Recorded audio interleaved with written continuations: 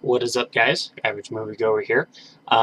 Went and saw Me Before You tonight. It was actually kind of a funny story because I went on a date. We were supposed to go see Central Intelligence with The Rock and with Kevin Hart. And normally I usually pre-order tickets online just to make sure we get a seat. But I'm like, it's a Tuesday night, whatever. But it turns out that was $5 movie night at the local theater, so it was 100% sold out. We checked a bunch of shows, and Me Before You was really the only thing open, so I'm like, why not? Let's go.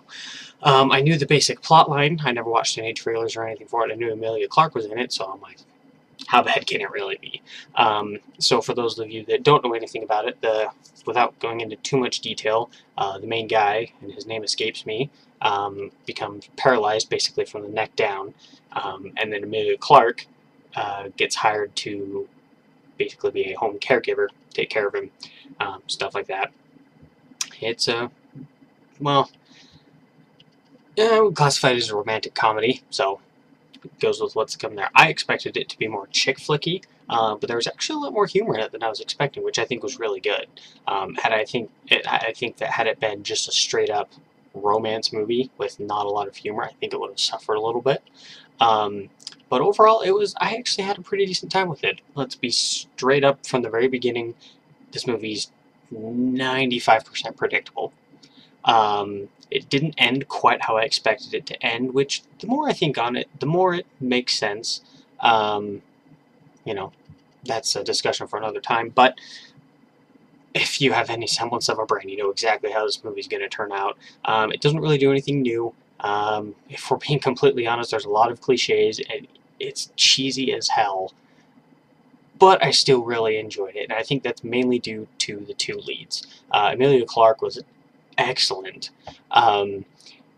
Obviously, everyone knows her from Game of Thrones, where she plays kind of a tough woman leader, and in here she was a very, very nervous, very chatty, very hyper. I don't want to say innocent, because her character's not innocent, but she kind of gives off that naive, I love everything in the world, nothing can be wrong type of vibe, and she does it extremely well. There's a couple times where I felt like she was forcing it a little bit, but overall I was very pleased with how she performed and how she did. The main guy, again, I forget his name, he was pretty good. He didn't have a whole lot to work with, but for basically having to act most of the movie either laying down or sitting in a chair, he did pretty well. I was actually really sad because I didn't know that Charles Dance was in the movie. He plays the main guy's father, and so when I saw his name on the credits, I just got really excited, and he was pretty underutilized, which is come to be expected, but at the same time I was really sad because I love Charles Dance, and so I was really sad to see that he wasn't utilized more in the movie. Those are kind of the most notable actors. As with your typical romantic comedy, romance movie, most of the characters are pretty one-dimensional. I should say most of the side characters are pretty one-dimensional. They're just more there as plot devices than anything, whether it's to talk the main character into doing a grand romantic gesture or to make them feel better where they feel crappy or anything like that. That's just kind of what you get with movies like this. So in terms of, kind of like I mentioned, in terms of substance and movie, it's pretty standard as far as a rom-com goes. It doesn't try anything new, but the two leads are really, really good. I really like the chemistry they have together, and Emilia Clarke is excellent. This is definitely a movie that I would see the wives liking, well, loving, I should say. They might tear up at the end. The husband might chuckle here and there, but he more goes to see the movie to appease his wife than actually enjoying it himself, unless you're like me, which I have more of an open mind. But overall, it was decent. It wasn't anything special, but I still enjoyed it. Will I buy it when it comes out? Maybe if it goes on sale.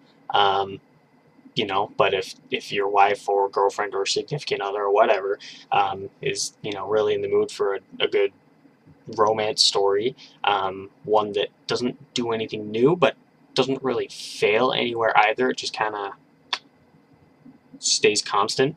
I would definitely recommend this one. When it comes down to it, I'd have to give it a 7 out of 10. Normally, had the leads not been as good as they were, I definitely would have given it lower. but Emilia Clarke, and I'm really mad that I keep forgetting that guy's name.